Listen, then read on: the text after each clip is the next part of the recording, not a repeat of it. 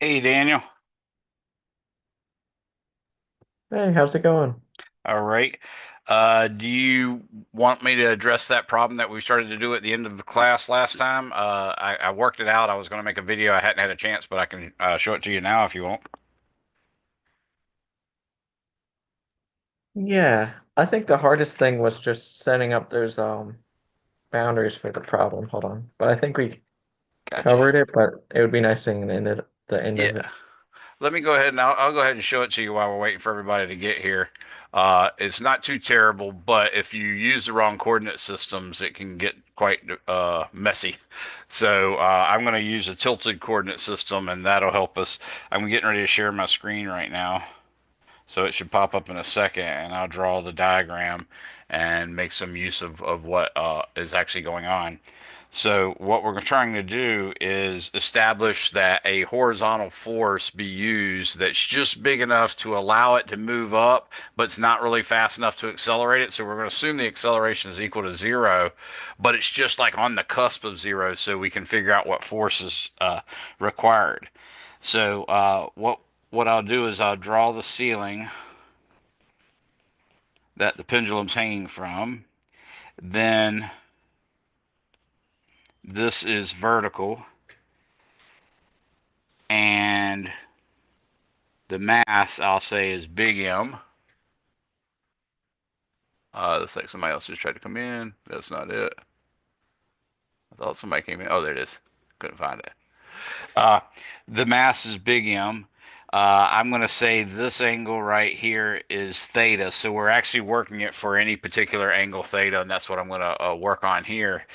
And what we're going to have is a force that acts completely horizontal, and that is F I hat. Okay. Now, in addition to that, we are going to have a force that, let me see, I think I want to use blue is what I really want to use, but anyways, I'll use purple. So we have this force right here, which is the tension. And then we have this other force that's not really going to bear any resemblance to any of the coordinates. So I'm just going to draw it in the green again. And that's going to be mg. But the coordinate system I'm going to choose is going to be tilted so that its x-axis is perpendicular to the actual pendulum cord, and the y-axis is going to be parallel to the pendulum cord. So there's my y prime. That means the axis can continue on this way, and therefore we can break down the m and the mg force into forces that are parallel and perpendicular to the x and or y axis. So this one's a negative y component, and then this one's a negative x component, and you can tell that that angle there is the same as the angle up above. So this one's mg cosine theta, and this one's mg sine theta. So if we look at the summation of the forces in the y direction, and that's technically y prime direction, equals mass times acceleration in the y prime direction. What's ultimately going to happen is we want this to be approximately equal to zero. So in order to do that, what I'm going to see is I got to break this F down into a component that is parallel or perpendicular to, or parallel or anti-parallel to the y-axis, and then parallel or anti-parallel to the x-axis. In this case, the x-axis actually has a positive component here. And now if you look at this, this angle is theta. This angle is 90 minus theta. This line right here is vertical and this line is horizontal. So this is 90. And if this is 90 minus theta, then this has to be theta. So that's another bit of working out that we needed to figure out. So now I can say that this component of the force that's red is just going to be F sine theta, and the component that's purple is going to be F cosine theta. So now that I have the summation of forces in the x and y direction, I can go ahead and write the y direction, and that's going to be a t in the vertical direction minus F sine theta in the horizontal direction. Actually, did they say was the force horizontal or was the force perpendicular to the string? I think I was misremembering it. I think it was supposed to be uh, it might be supposed to be perpendicular to the string. We'll see, anyways. But I also have minus mg cosine theta. Those are all the forces acting in the y direction. I'm going to say that's equal to zero. So that gives us a t. Now I got another person coming in. Hey, everybody, come on in. You can come in and chat your first and last name. I'm working on a problem that Daniel asked me about last time, and hopefully we'll knock this out real quick and then we'll get right back started. Now I'm going to take the summation of forces in the x prime direction equals mass times acceleration in the x prime direction. Again, I'm going to say that's approximately equal to zero. In the x prime direction, we're going to get F cosine theta minus mg sine theta is equal to zero. That's really all the forces we have. So yeah, I'm pretty confident the original problem. Crap, I'm just remembering that now. You don't have it out, or do you remember, Daniel? I can pull it up. Give me one sec. For some reason, I worked it yesterday, and I was thinking that the F was horizontal, but I'm not sure if they told us the F had to be horizontal.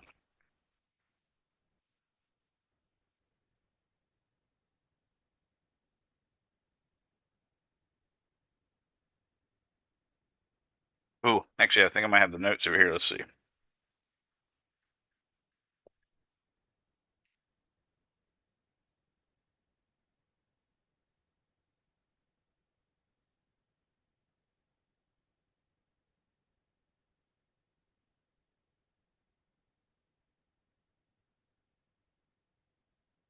Yeah, no, that's not it. That was some other work I did. Crap, boob, crap. Anyways, so we're working on this problem that you see right here before you, those of you who just came in. What we're looking at is a pendulum with a bob of mass big M and a length of L that goes from the basically from the pivot point of the pendulum to the center of the bob. So that distance from there to there is supposed to be L. And what we're supposed to calculate is the work done by the force in pushing it up to an angle theta zero. And in order to do that, we actually have to figure out, for instance, what is the force F that you got to apply to do it. And It just says in the horizontal direction. it did say horizontal direction. Okay, so it's definitely should be that. So in the y prime direction, the acceleration would have to be mv squared over r, but we're again just trying to barely move it so that it wouldn't have any acceleration. Uh, crap. Now I'm drawing a blank again. Oh well. Let's revisit this in a second, Daniel. Hopefully, I'll have time at the end. I got to think about it a little bit more because right now I'm getting a lot more complicated answers than I expected to get, and I don't know why. So I got to figure out what went wrong with that. Uh, Yeah, no worries. yeah, I did use the X and the Y, uh, summation of forces in the X F direction is F cosine theta, F. Oh, okay. So no, it was actually supposed to be F was supposed to be in the direction perpendicular to the string. That was the problem. So I can definitely correct that real quick. Uh, if we're looking at this, so we're going to go ahead instead of putting this off, I'm going to go ahead and say the force is instead of the force being F I hat, the force is just going to be F, and it's going to be acting perpendicular to the string of the pendulum. So that means basically this is going to be the force. I don't have to have that F sine theta. I don't have to have that F cosine theta. And what I'm going to call the force is this one. Actually, I can make that a different color now.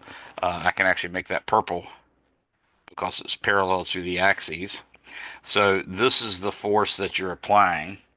Now, if I go back and do the summation of forces in the y direction, then this becomes a lot easier because the F sine theta isn't there.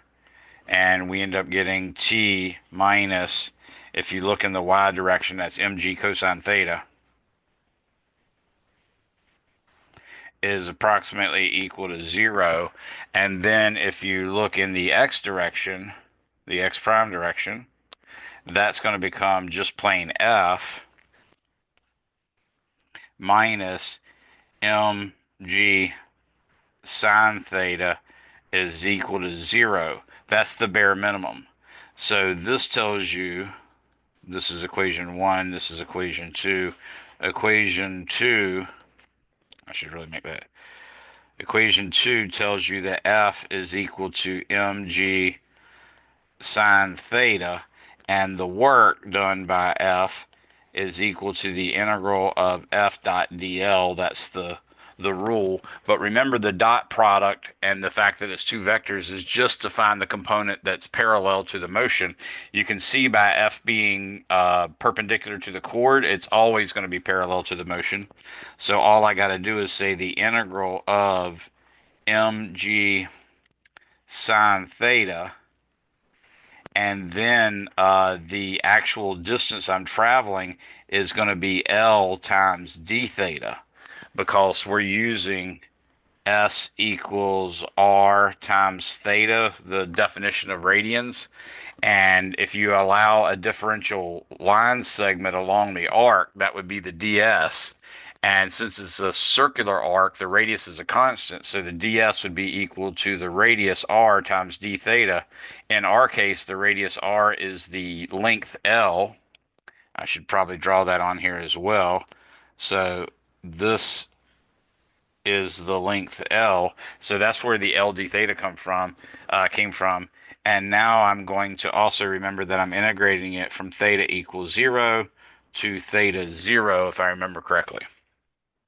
So this is not too terribly bad. We're going to have m times g times L times the integral of sine theta d theta from 0 to theta 0. So we get the work done by that force is equal to, since the derivative of cosine is negative sine, the integral of sine would be negative cosine. So I'm going to get a negative m times g times L times the cosine of theta evaluated from 0 to theta 0. So you can see this is negative mgl, and then cosine theta 0 minus cosine 0. And of course, cosine 0 is equal to 1.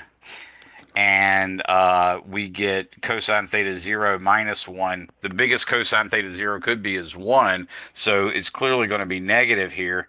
We can flip the sign to positive by reversing the order of the cosines subtraction, and then that would give us the total work, and it'd be a positive quantity.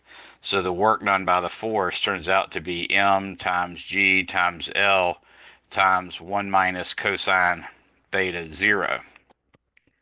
So that's the first part. The second part, they wanted to know the work done by gravity. So with the work done by gravity, which I'll write like this, That's going to be equal to the integral of F dot dl again. The force of gravity, though, it has two components. It's got the mg cosine theta, uh, but that is completely perpendicular to the motion, so that doesn't help us. But then it has the mg sine theta, and that one's anti-parallel to the motion, so that's basically it times the cosine of 180. So I can put in the force mg sine theta like that. That's the force. But that angle is 180 degrees. So again, I'm going to have L d theta for the angle, but to account for, remember the dot product is the magnitude times the cosine of the angle between them. The cosine of 180 is -1, so I'm now going to multiply this by -1. And that could be completely in, I could have put it in between the sine theta and the L. It doesn't really matter. The main thing is you see that it is taken care of. So now we can say the integral of -mgl times the integral sine theta of d theta, and I'm going to integrate from theta equals 0 to theta 0. You can see it's exactly the same integral we did before, except this time it's going to be the negative of it. So lo and behold, we get that the work done by gravity is negative mgl times 1 minus cosine theta 0. So that's the work done by gravity. And you can see, therefore, that the total work done would be the work done by the force of that we're applying to it, plus the work done by gravity, plus the work done by the tension. Obviously, the work done by force and the work done by gravity add up to give you 0. The work done by tension is a little different, but notice here it's going to be the work done by the tension is equal to the integral of the tension dot dl. Well, the tension, if you look at it, notice it always points radially inward, so it's automatically 90 degrees. So we can rewrite it as the integral of t, that's the force. Now the direction we're going is LD theta, but we also need a cosine in there for the dot product, because remember A dot B is equal to A B cosine theta, where theta is the angle between them. In this case, the cosine is going to be the cosine of 90 degrees. And then we're going to say L d theta. So because we have the cosine of 90 degrees, no matter what, this answer is going to be 0. So that means the work done by the tension is 0. So hopefully that helps you, Daniel, on that one. That is one of the problem, or it's very similar to one of the problems that was in your Chapter 7 homework. So if that one tripped you up, hopefully that'll help you. Does that straighten it out for you, Daniel? Yeah, and also is the work done by tension always zero when you have like a radial acceleration? Unless Or the tension was such that like the rope stretched or got slack. In that case, you could actually imagine some motion that's towards radially inward or radially outward. So there would be a component that's actually parallel in that case. So you could do some work that way. But again, that would be only if the tension got so drastic that the string would stretch or become slack. But other than that, no, it's got to be 90 degrees from it. So it's always going to give you 0. That also turns out to be the nature of the magnetic field, because there's this weird law called Lorentz force law that says that the force of magnetism actually acts perpendicular to the velocity of the charged particle. So that no matter what happens, it's always going to make it curve as opposed to speed up or slow down. And that means it can never do any work on the system. So there are sometimes weird forces that are just naturally perpendicular and therefore can't do any work. Does that make sense? yeah. Okay.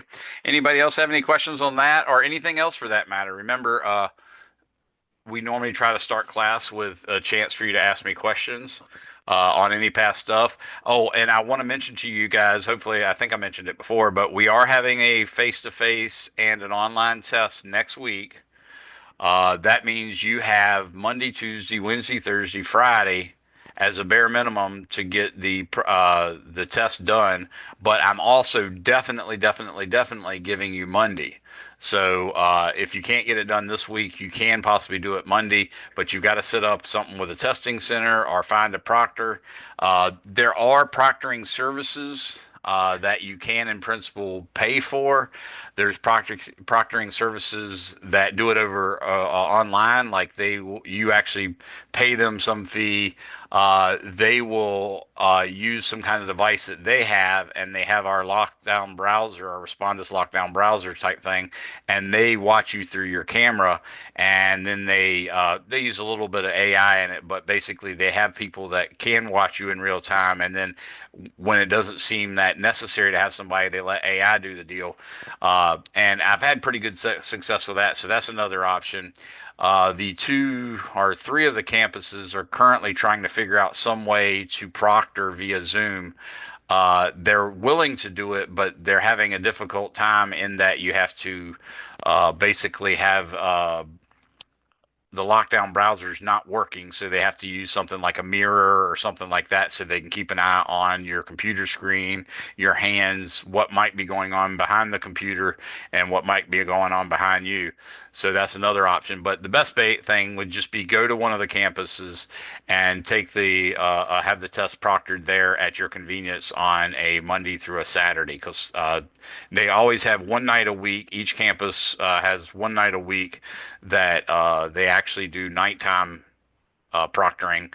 And I think just about all campuses have some Saturday hours. They might be booked, but they do have Saturday hours from the last I checked. So you have all that Monday, Tuesday, Wednesday, Thursday, Friday, maybe even Saturday, and definitely Monday to do that. What's going to happen though is the online test will be due by midnight on that Monday as well. The practice test will be open that whole time, and it's one practice test for the online test and the same practice test for the face-to-face test. They cover the same chapters and all that good stuff. So make sure you get all those done. Do not miss that test. Anybody have any questions now? Oh, what day is the exact day that the in-person test is due? Well, because you guys are doing it online, I allow you every day of the week, but that makes me put in a little randomness of it. So you and your fellow student in this class might actually get slightly different questions. So by doing that, where there's a little bit of randomness to it, you guys can take it any day of the week. Whereas my students are going to be taking it, my face-to-face students will be taking it Wednesday. So those Wednesday hours are another option for people if you don't want to go to the testing center, but that would require you to come in, somewhere between 8 in the morning and 3 o'clock in the afternoon. So is it due this upcoming Monday, is No, what it's you're due the saying? following Monday. Yeah. Oh, the following. Okay. Yep. And I'm probably going to give you Tuesday too, to be honest with you, but I just wanted to make sure everybody had at least till Monday. Anybody else? All right. So now that we did this problem, I'm going to go on to working some examples from the chapter 8. Now, you are supposed to finish your chapter 8 homework this weekend. Chapter 7 was supposed to be finished, I believe, last night.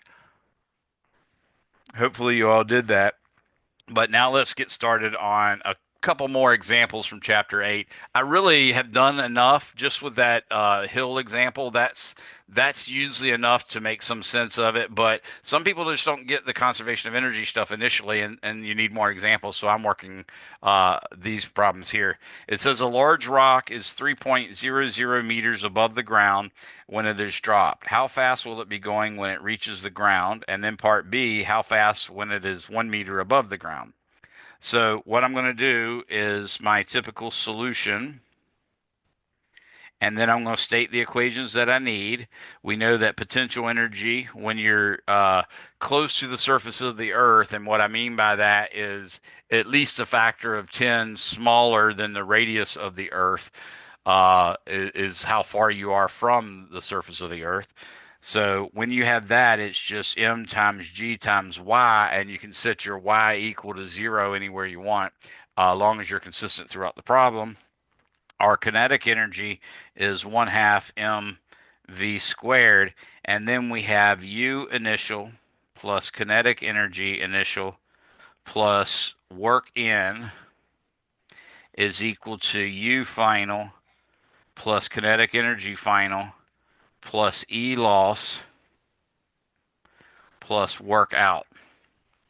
So that's the conservation of energy equation that I use.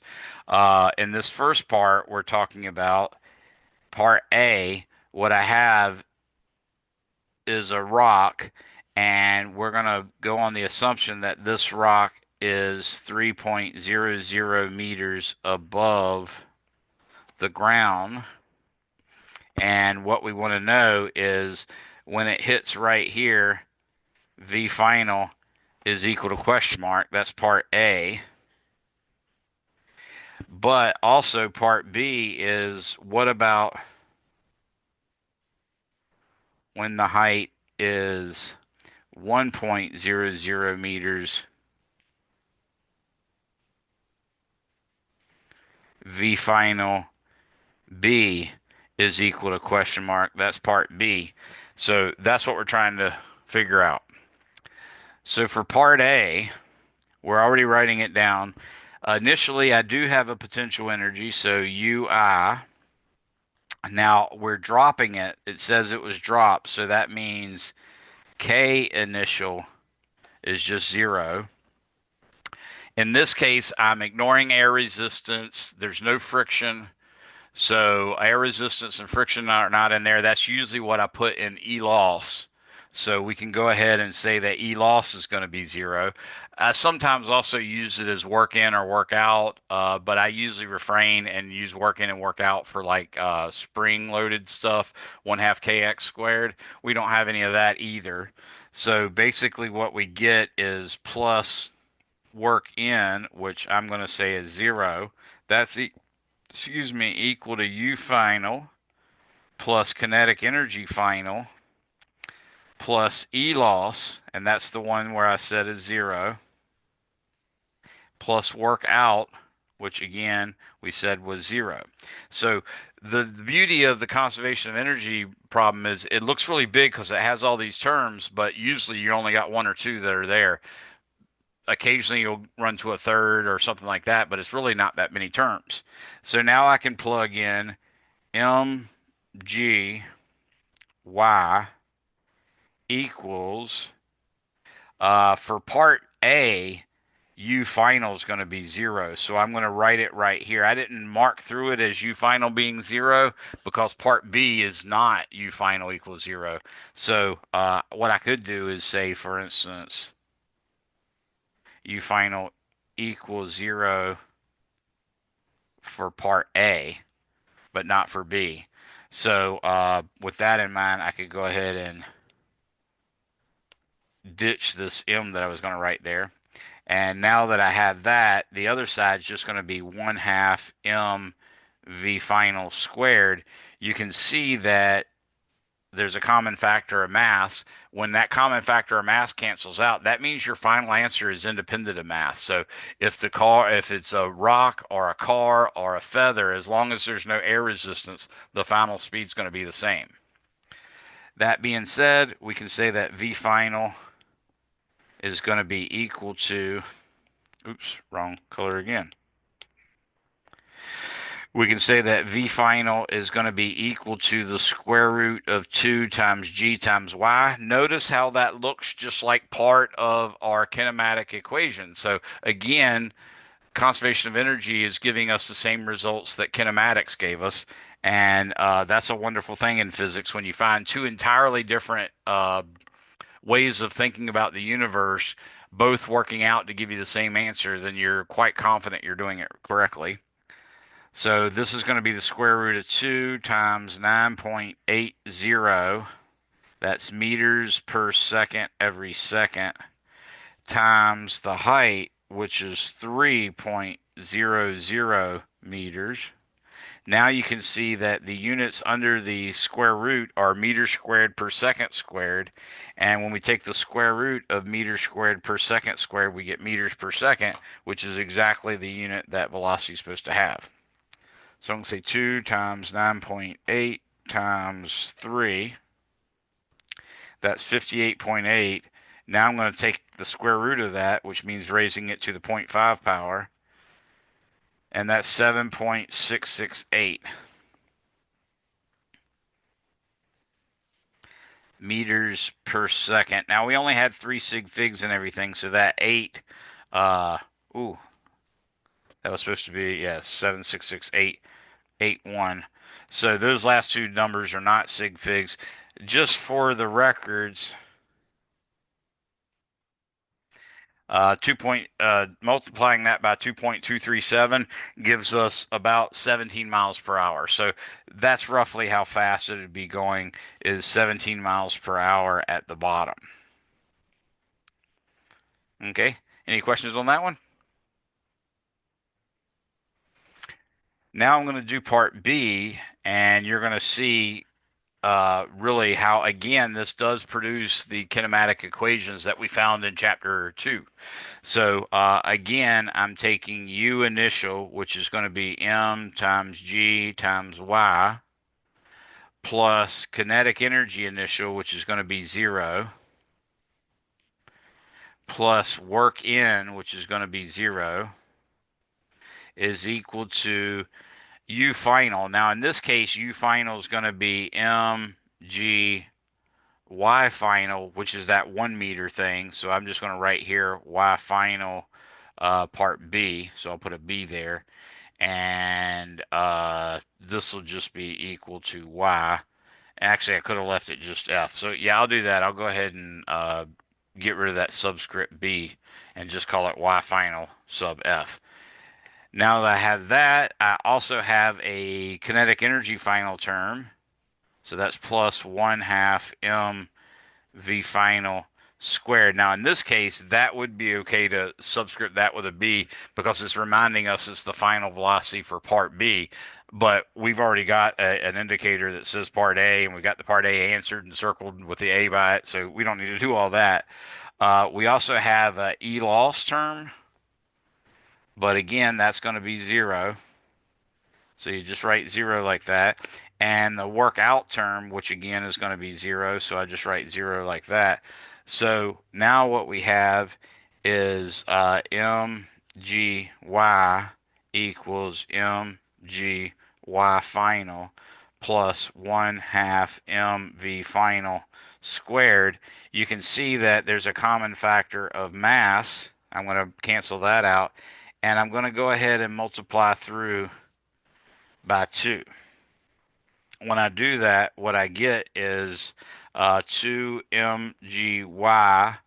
I'm going to pull that first term on the right hand side over to the left hand side, and that'll be minus m, or excuse me, I already got rid of the m. I shouldn't be writing m on there.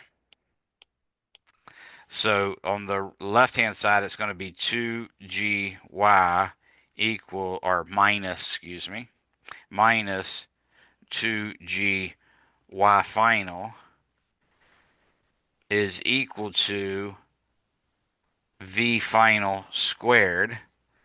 So from that, we can see that V final squared is equal to 2G times Y minus Y final. And notice Y is a big number and Y final is a smaller number. So when you subtract them, you get a positive value, which is good because we're going to take a square root of the answer. So finally, we get that the final velocity is the square root of 2g y minus y final.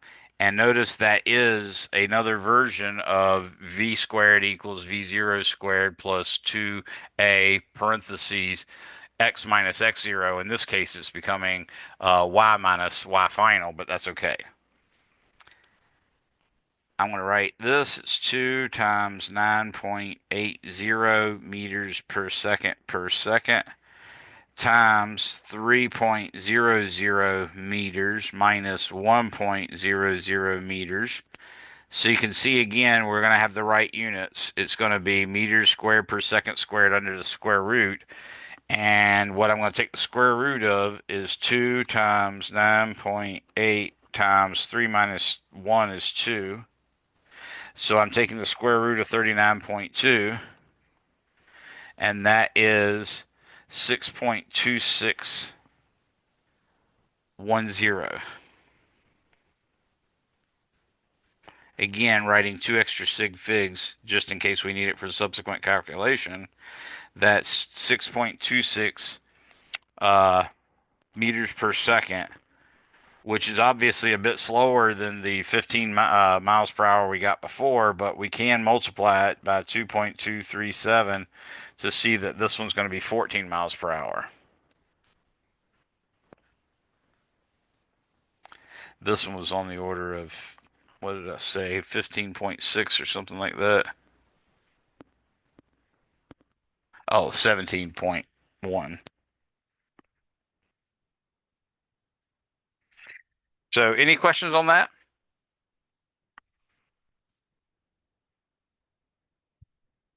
All right. I'm trying to get the chat window. Oh, there it is.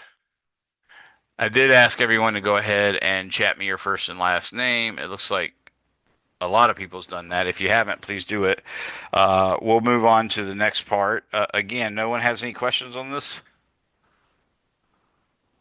Okay. So let's do example two now. How fast will the roller coaster be traveling at the bottom of the dip shown? And B, at what height above the dip will the speed be half as large? So what we have drawing here is a pretty crude drawing of a roller coaster car sitting at the top of a 40.0 meter hill, and then there's a trough, and then there's another hill coming after it. And what we're going to do here is in part A, we want to know how fast it's going to be going at the bottom. And then in part B, we want to see what fraction of that 40 meters do you have to fall before you reach half the speed instead of, the whole speed. So we'll start off with, let's do this solution. U is equal to mgy, k is equal to 1 half mv squared, and then we have ui plus ki plus work n is equal to u final plus k final plus e loss plus work out. So that's what we're using here. We're going to start off with part A. We're going to say M times G. Notice I did label it H, so I'll just write a H here. That's U initial. We assume that it started from rest. They would have had to tell us the speed if it didn't, so we're going to assume that it started from rest, and that means that K initial is 0. We're going to ignore possible air resistance and friction, and there's no springs or anything like that. So we expect the E loss, the work in and work out all to be 0. So I'm going to put E loss, or excuse me, I'm going to put work in here. That's going to be equal to 0. And then I'm going to have U final, which for the part A, U final is going to be 0. And then the part for the K would be 1 half mv final squared. And then plus E loss, that was again what we told you to be 0. And then plus work out, which gives you 0 as well. So in this case, we can see that I'm going to get a common factor of m that could cancel out. That m and that m cancels out. And what we're left with is GH is equal to 1 half V final squared, so that V final equals the square root of 2GH. If that equals the square root of 2GH, then it's equal to the square root of 2 times 9.80. I'll leave the units off this time because I think y'all seen enough examples of that. Times 40.0. Again, this is 3 sig figs times 3 sig figs. and times infinite number of sig figs. So we get 3 sig figs out of this. 2 times 9.8. Let's clear. Okay, 2 times 9. Oops. Times 9.8 times 40. That gives me 784. Raise that to the zero point 0.5 power. That's the square root. And that gives me 28.00 meters per second is equal to V final. So V final is equal to 28.0 meters per second. That's our answer to part A. Any questions on that one?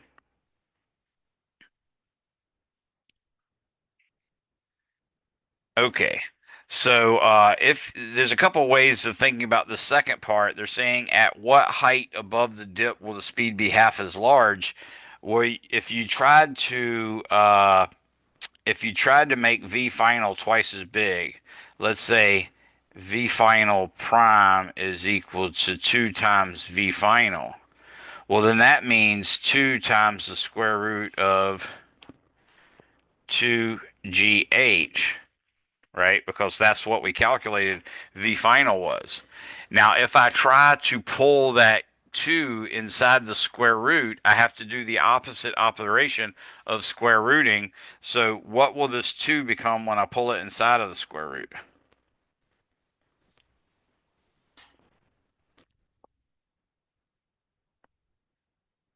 Anyone?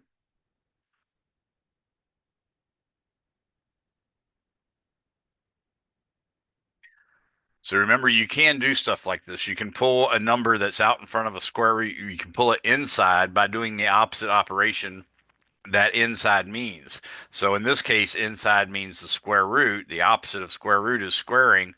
So if I squared the 2, I could put it under the square root.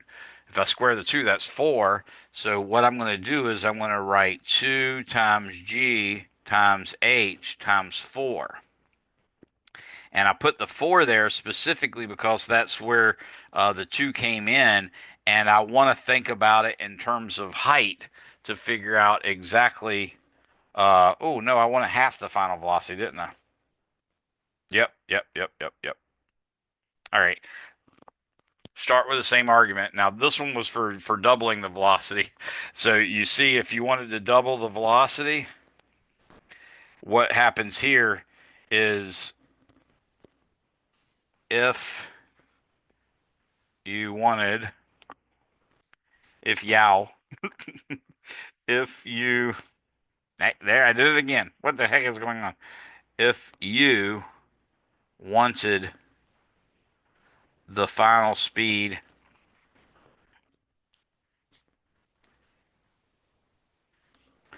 twice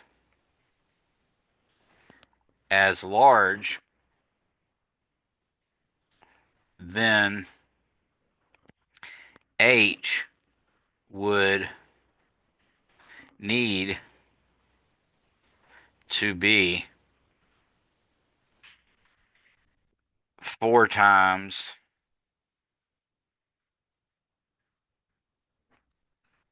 as high.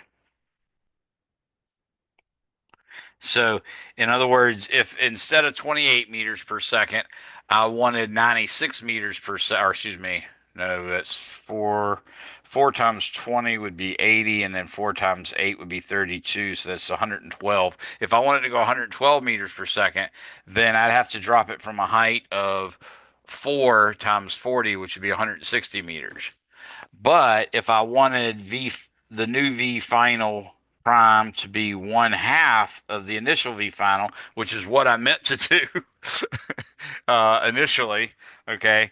Now I'm going to go through the same process and see what would happen to H. So in this case, it's going to become the square root of 2 times G times H divided by 4.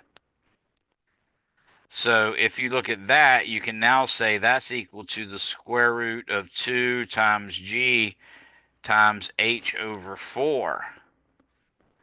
So I don't need to drop a whole 40 meters. I need to drop just 10 meters. So that's another thing, another way I could actually figure it out. Now, the first one was, obviously using the wrong numbers, but it gave us an idea or a way of thinking. So now I figured out that uh, y final at 1/2 of v final is 30.0 meters because that's 40.0 meters uh, times 1/4. So that is a answer, okay, and it's a sufficient answer, but it's not. It's kind of ingenious, and it might not be a way that you would have easily thought of. So now I'm going to just do it a brute force way that hopefully will seem a little bit more logical to you. So if you don't follow this, it's not that big a deal. If you didn't understand those two that I did in blue, not that big a deal. Put that in the back burner. Maybe later on it'll make more sense. Now I'm going to do part B a more traditional way. So what we're going to do is, again, we have mgh is the initial potential energy. The initial kinetic energy is 0. The work in is 0, again, for the exact same reasons. The final potential energy is not going to be 0. The final potential energy is going to be mg times y final. The final kinetic energy is not going to be uh, 0. It's going to be 1/2 v final squared. And this v final squared is equal to 1/2 of 28.0 meters per second, because that was really the final velocity at the dip of the roller coaster was 28 meters per second. We'd like to know how high it would be at when it reaches half of that, which is 14 meters per second. So that's what we're doing here is 14.0 meters per second. And I'm not sure I could have written that any worse than I did. But, you can always set a goal for yourself. Well, that's a little better. Okay, so we've got that. Plus, we got E loss, and that's going to be 0 for the same reasons it was before. And we got work out, and that's going to be 0 for the same reasons as before. So we still have a common factor of M, and we still can multiply both sides by 2. So in doing so, I am going to get 2GH equals 2GY final plus V final squared. So I'm going to say V final is equal to the square root of 2G, and now I'm going to write H minus Y final. Okay. Oops, I forgot I was solving for Y final, not for H. Stupid head. Let's take away that. Let's take away that. Let's take away all that. Okay. It probably would have taken less time to erase that. So we're solving for for y final. Sorry about that, everyone. Y final can be gotten by putting the other two terms on the other side. So I'm going to say 2GH is positive on the left, and I'm going to bring the VF squared to the left. So that's going to be 2GH minus VF squared is equal to 2G YF. Now I'm going to divide both sides by 2G. And now that gives me YF is equal to 2GH minus VF squared over 2G, which actually equals H minus VF squared over 2G. So now what I can do is I can say 40.0 meters is the height minus the V final. I'm saying that's supposed to be 14.0 meters per second. That's going to be squared divided by 2 times 9.80 meters per second, like that. And notice the meters per second is squared, so that gives you meters squared per second squared. But then I'm dividing it by g, so that's a meters per second squared. That means you're only going to get meters for the second term, and the first term is already meters. So lo and behold, y final, we hope is going to be 30.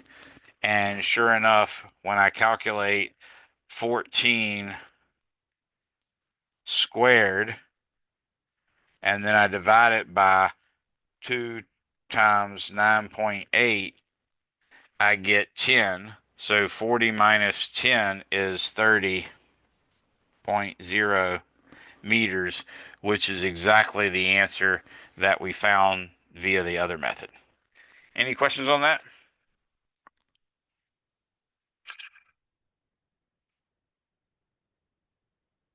All right. There's another conceptual example that's quite good, and I'd like to point it out to you, and I'd even give you a third scenario that maybe isn't quite as obvious as the other two that they were doing.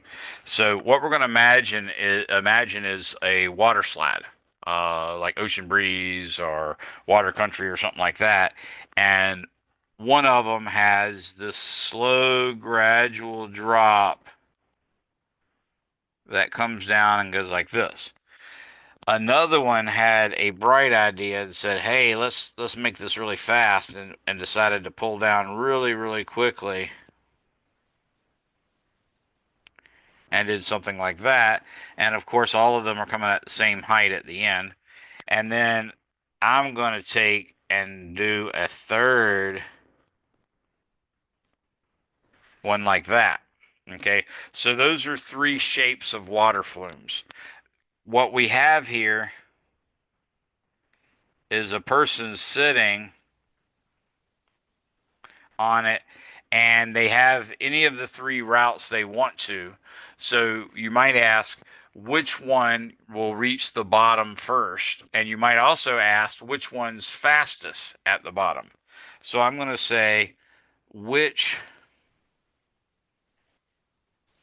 slide shape,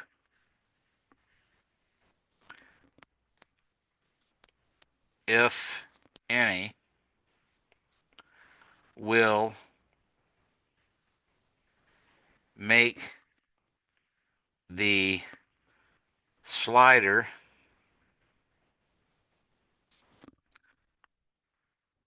have the highest speed at the bottom. Now, this is a big thing here, but we are ignoring air resistance and friction and stuff like that. That's a big difference here, especially with a water slide, because you're talking about water that you're moving instead of just air. So it's a quite different scenario. So there's part one. Which slide shape, if any, will make the slider have the highest speed at the bottom? And for some reason, my word two, the became two. I'm just using my new language and art and drawing skills, and I don't know what to do. The, sorry. Okay. Anybody think they have a guess on this one? And even more so, like a real robust idea that's not necessarily a guess?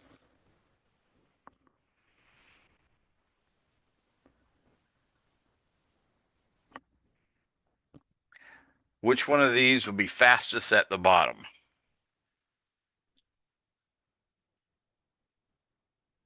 You don't really have much to go on with your knowledge here. Uh, but what you do know is U initial plus K initial is equal to U final plus K final. And that's because all the other ones were zero, like we've been showing in the last couple of examples.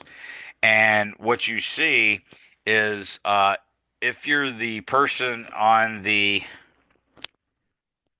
red dotted path, see how I just made this entirely different? I don't know why I didn't use different pen colors in each case, but There's the red and blue one. This is the blue and purple one. And then the last one will just be blue. What I want you to understand is uh, when you put the person at this location right here on the middle track, they go a little ways and then start falling really rapidly because the change in potential energy is very, very huge, right? But this one over here has a very gradual change in potential energy. So, for instance, if you wanted to know uh, how fast somebody would be going at this point, you actually could see that it relates to the height more and not the shape. But the key thing is if you're just trying to figure out what the final velocity is, which one's fastest, then all that matters is that the potential energy initial is mgh and the kinetic energy initial is zero, and the potential energy at the bottom is zero, and the kinetic energy at the bottom is K final. So, with that in mind, you see that they both have mgh equals 1/2 mv final squared. So the m's cancel out, and v final is equal to the square root of 2gh.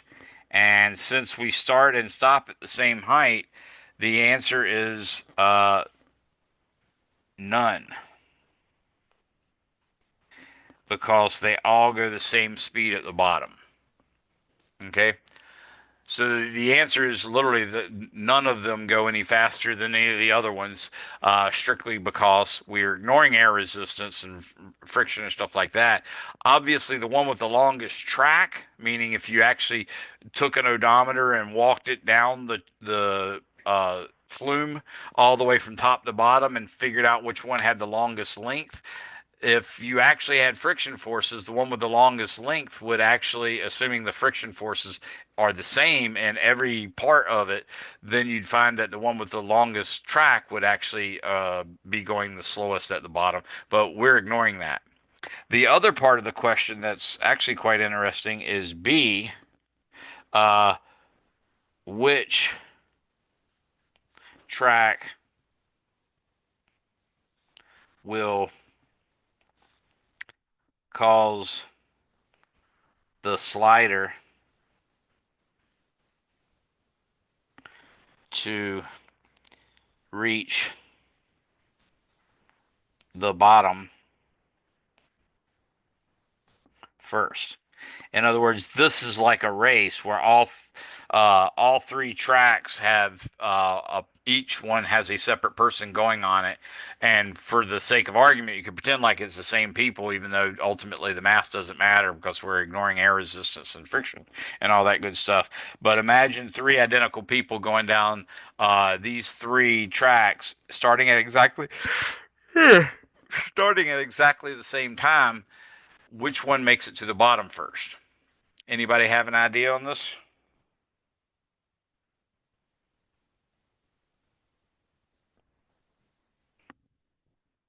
Okay. So no one's offered up anything. Good. I got a chat message. The blue one. Yes, I would agree with the blue one. And the reason is this, okay? If you allow, let's say, if you allow the person on the blue track to get all the way to this spot right here, okay? So let's draw this as a little dot. I want to say they all got here. Now, with the blue track, the person that is at this spot will in fact be this low and will be traveling down. They like the hair, mouth wide open, tongue sticking out. Okay, so they're right there. Whereas this person on the middle track, they would just be right about here, and because they're higher up, they're going to be going slower. And this person right up here is the slowest of them all. So this one, fast, slower, and slowest. And you can see that basically, if you sort of started them all off at going like 1 meter per second to the right or half a meter per second to the right, then it wouldn't be unreasonable to imagine, a distance of, say, 4 feet to the right. All of them would be roughly lined up if they really were going 1 meter per second. The one at the top is essentially almost horizontal, so it's going to move that 4 meters, say, in 2 seconds. The one in the middle is going to probably do the same speed as the top one does, at least for the first meter, but the remaining 3 meters is going to start going faster. And then the one at the very bottom on the blue track, they're actually never going to spend any time doing the 1 meter per second because they're immediately falling way faster than that. From that, you get that clearly the person on the blue track will be going fastest at this point, and in fact everywhere along the track it will be going fastest. So the fastest one will be the blue track, and it will finish first. Any questions on that?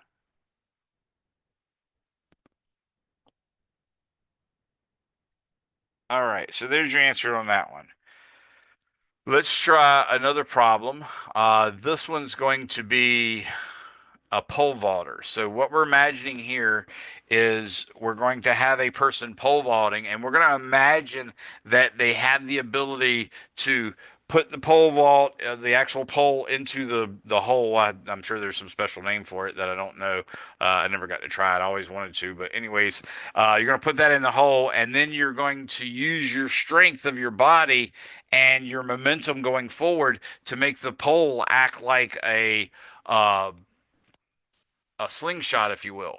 And that's going to sling you up. And you're going to imagine in some way that we can convert all that kinetic energy you had when you were running at your fastest and just before you put the pole down. And we're going to convert that to kinetic energy going up and then see how high we can go. So, what they're saying is let's estimate. This will be example, I'll call it example 4 because that conceptual one was one. No, I'll call it example 3. So, example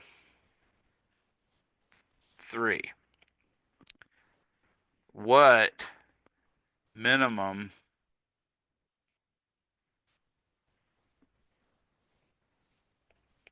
speed can a pole vaulter,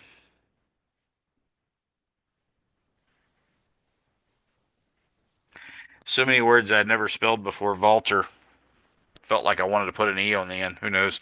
Anyways, what minimum speed can a pole vaulter have to take their, oops,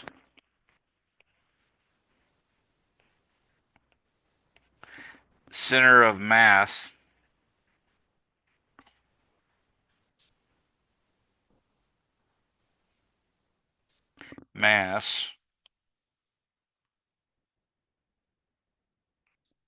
from 0.87 meters to 5.10 meters. Okay. In other words, we're imagining a pole vault challenging a height of 5.10 meters, or 510 centimeters. Okay, a pretty good height, in other words.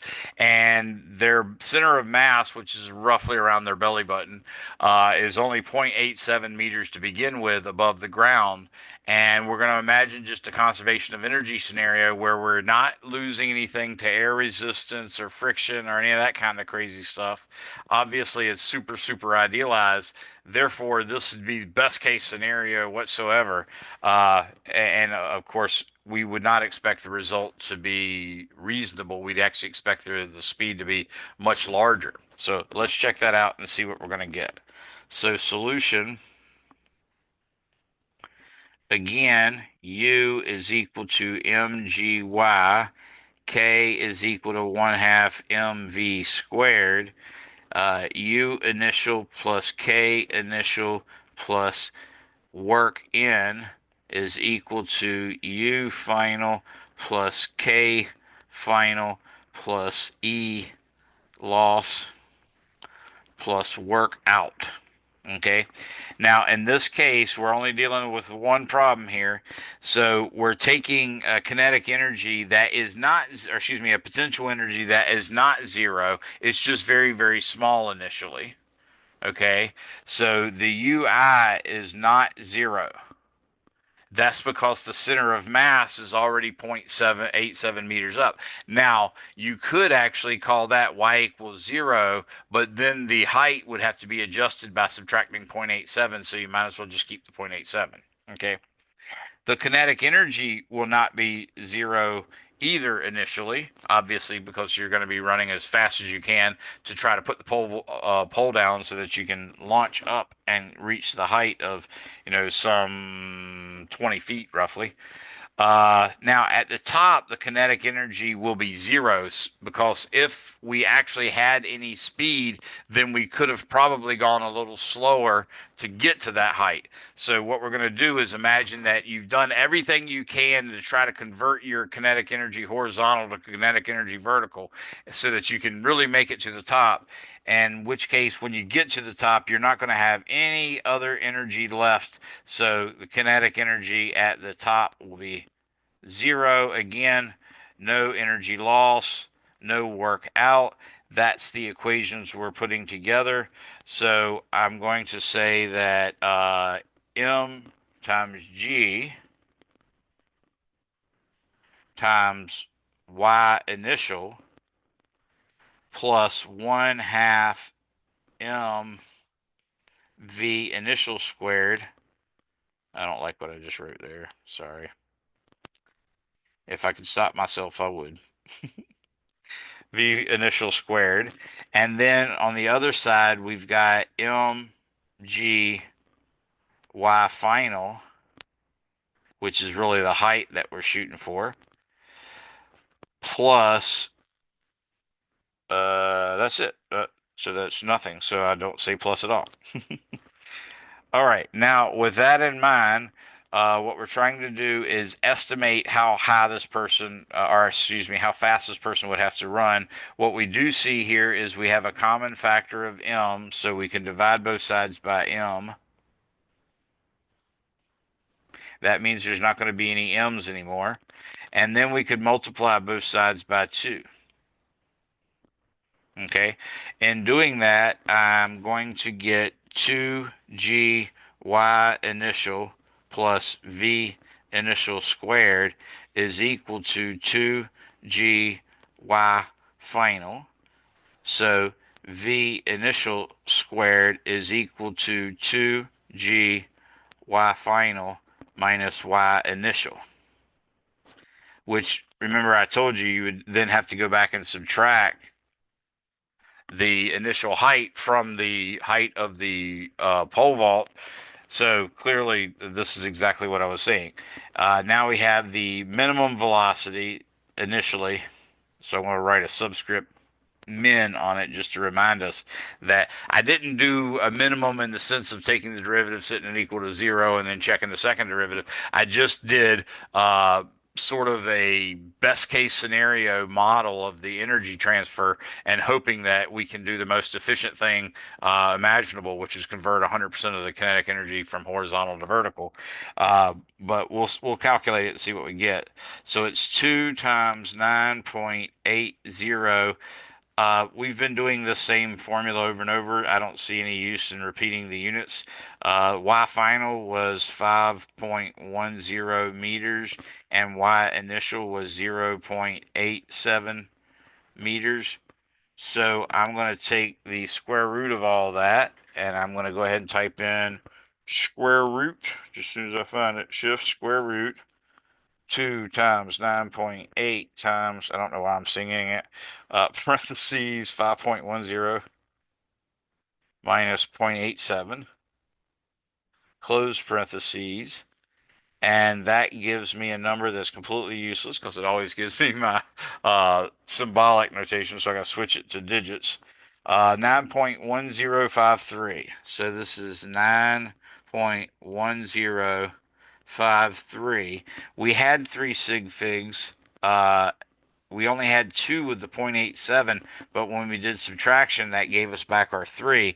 So the 5 and the 3 are not sig figs, but the velocity is 9.10 meters per second.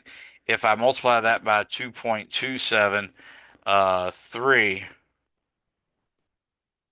yeah, 2.237, I think. 2.2372, yeah, I think it's 237. Sorry about that. 37. That gives me about 20.36 miles per hour. So VI min is equal to 9.11 meters per second, which is approximately 20.4 miles per hour. I am very curious to see can people get this height, or more specifically, I'd like to know uh, if I could look at a single incident of a person doing a pole vault from the side so that we could actually accurately measure their velocity going into the jump and then accurately figure out the height, which obviously, they can give you that to meters. And I'd like to calculate how that relates to this speed, but I do suspect that that would mean the runners have to be going considerably faster than 20.4 miles per hour, or I don't understand how efficient the learning has made people in using a pole vault to reach a high height. I can't imagine a scenario in which you could get more out of it than just shooting straight up. But I could be wrong. I don't know that science of that particular sport very well at all, and I definitely don't know even the sport very well. My daughter did the high jump, but not the pole vault. So, all right, Would let's the look. pole act like a spring?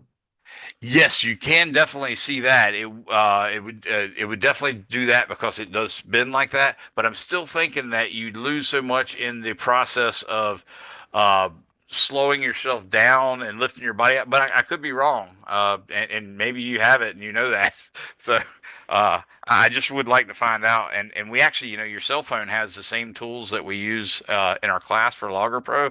You can download free apps and you can just like click a dot on something and then it'll move, and then click a dot again on that same spot on that person, it'll move again. You keep doing that through the whole scene, and then you measure somewhere on the screen what the distance is, and it'll convert those pixels to meters, and then next thing you know, it'll actually compute meters per second for you, or acceleration, or make a graph of velocity versus time, or acceleration versus time. So I know I could do it with the right video of a pole vaulter, so I might try that later on this weekend because that's what cool people do in their spare time. All right. Let's look at this one. This is very much like a problem. And actually, I'm just going to grab the one from your book, basically. But what we're going to have is a model of a toy gun. So, you've probably had toy guns before, and they almost always had some kind of spring in it. And you pull the thing back, and it would click into some kind of latch. But then when you pulled the trigger, that would actually make an arm that would drop down and let go of the spring. So, what we're going to do is try to figure out just how fast you could get a dart to fly out of a spring-loaded gun uh, for a given spring constant. So let's call this example 4. And I was going to my mouse to try to swipe my page. That's not going to work too well. Example 4.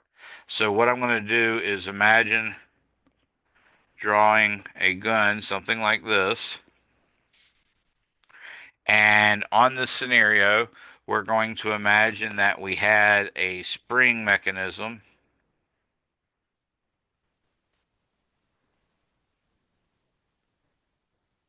like this, and then we'll have a little dart,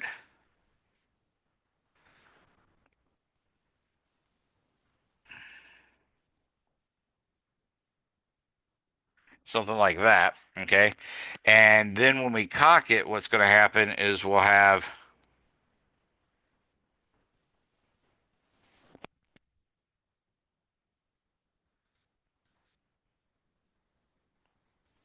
the little dart sticking outside there. I hit a bump. That's what made that thing there. So we can say, for instance, this distance right here is delta x. And let's say that delta x is going to be, I don't know, 6.24 centimeters. And let's say the spring constant here is K is equal to, I don't know, 370. No, I don't want 370. I'll say somewhere around 275 newtons per meter. And what I would like to find out is what is the muzzle. In other words, the muzzle velocity of this high-tech, high-powered gun. So that's the question. Okay. We're going to say the dart has a mass m for the dart is just md, and that's going to be 0.150 kilograms. Okay. So let me show you how we're going to use this from an energy standpoint. We're going to say solution. This time we have a potential energy, but it's not a gravitational potential energy, it's a spring's potential energy. So we're going to have U is equal to 1 half K. I'm going to call it delta X squared this time, just to remind you that we ended up choosing calling it delta X here, and I didn't want you to confuse that for the regular X that I normally put in there. Kinetic energy, of course, is 1 half M v squared like always, but then we have U initial plus K initial plus work in is equal to U final plus K final plus E loss plus work out. Okay. Now, in this case, we're not changing height at all, but initially we'll have the spring compress beyond equilibrium up to a distance delta x. So the U initial is going to be 1 half K delta x squared, but the initial kinetic energy will be zero. So I'll put a zero there. I don't know what was going on with this 2 over here, but me and him were having a fight. There you go. The work in again, ignoring we're not having any additional springs, and I'm choosing to calculate the energy of the spring in terms of a potential energy. But some other person might choose to call the potential energy before and after both zero, and they would call work in would be the actual 1 half kx squared. So, and that's perfectly reasonable. You're allowed to do that. Remember, it's not important exactly which term you account for a certain energy transfer in, as long as you account for each type of energy transfer that occurs exactly once.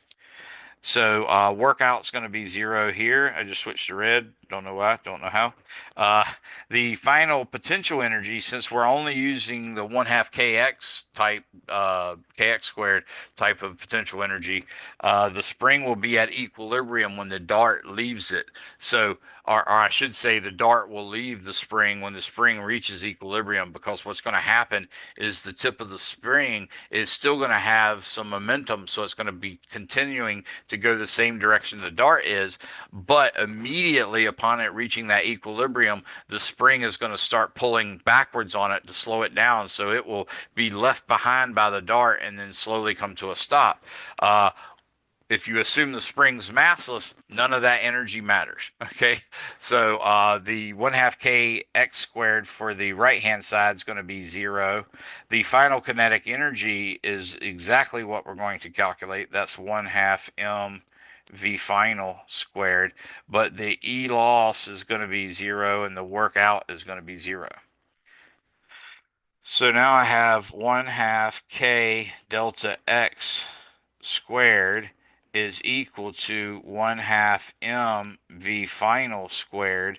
And you can see in this case, the actual 1 halves cancel out.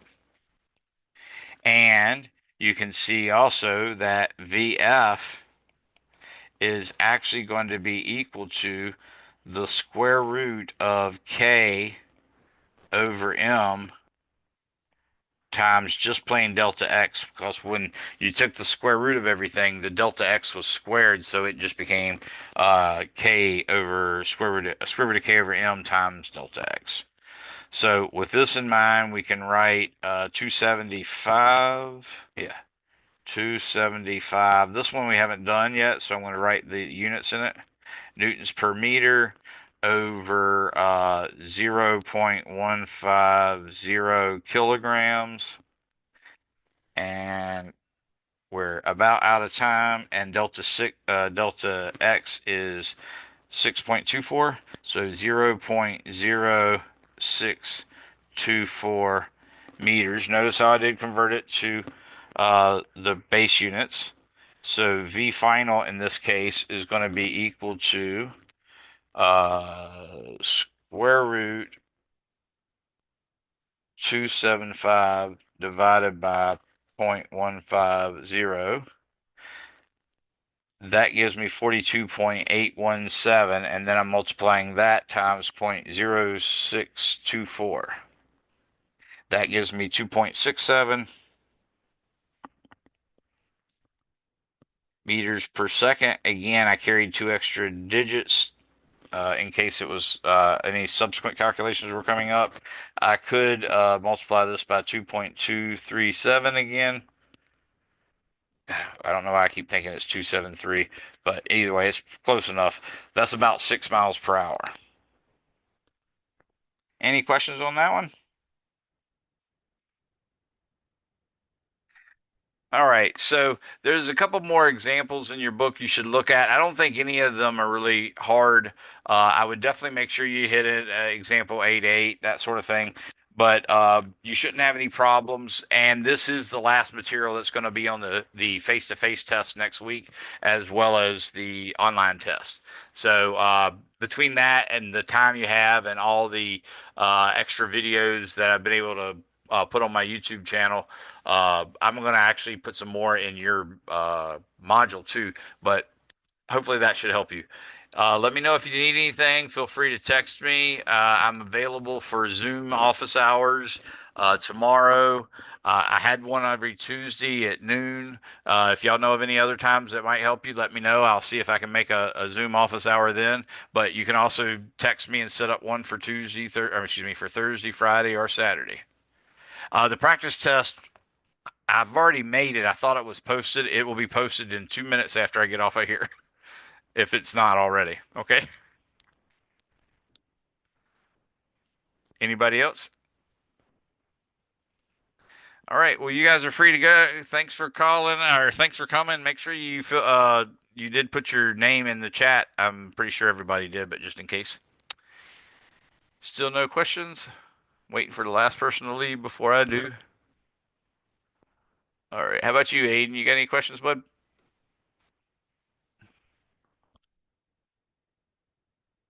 All right. That's it, I guess. Have a good day. Bye bye.